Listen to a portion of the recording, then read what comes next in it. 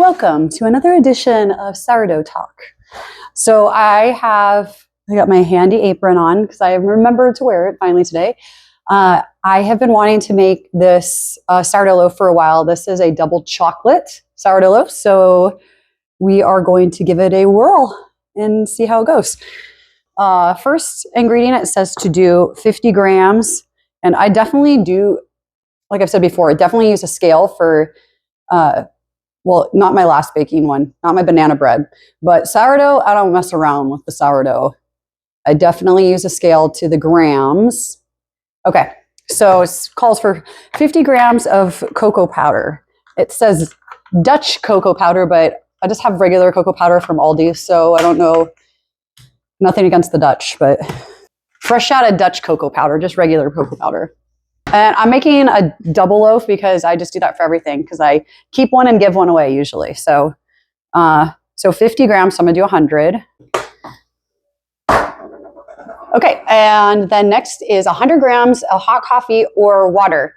But I actually have coffee even though I don't drink coffee, but I had some cold brew and I just warmed it up. So we're gonna do 200 grams because we're doing a double loaf. So 200 grams. It says to whisk it together and let it bloom, which I'm not sure what that means, but I'm going to whisk it and let it sit for a few minutes. Okay, now it looks like this, and we're going to let it sit for like 5 minutes and bloom. Okay, it's been about 5 minutes, and now we're going to add our starter. We're going to do, the recipe calls for 150 grams of starter, so we're doing 300 grams of starter. I gotta make sure I can see my scale here.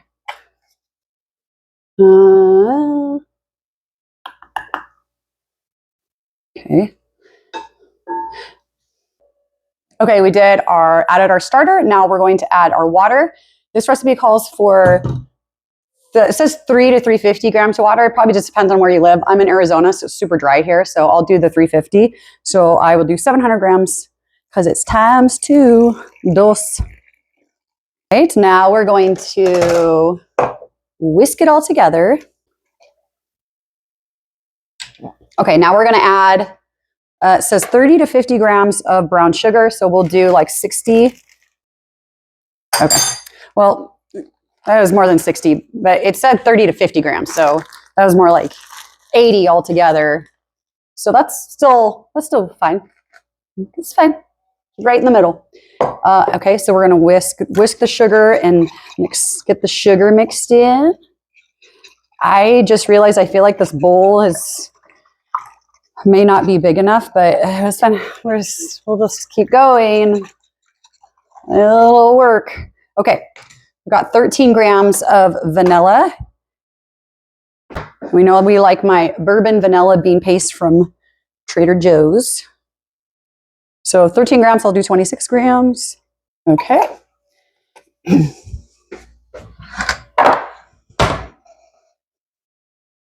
Give it a little mix.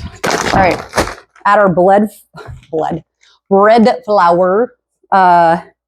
And so we'll do 1,000, calls for 500 grams, so we're gonna do 1,000. Perfect. 1,002 grams. Just went a little smidge over. Okay.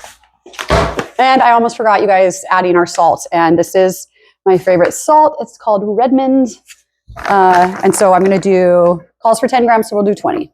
And then everything after that is pretty much the same as far as we're gonna let this rest, get it to like a shaggy dough, and we're gonna let it rest for like 45 minutes, an hour. And then when we come back and do our first set of stretch and folds, we'll do our inclusions with our chocolate chips. But I'm pretty stoked for this one, you guys. I really hope it turns out because it looks good, smells good. So we will see.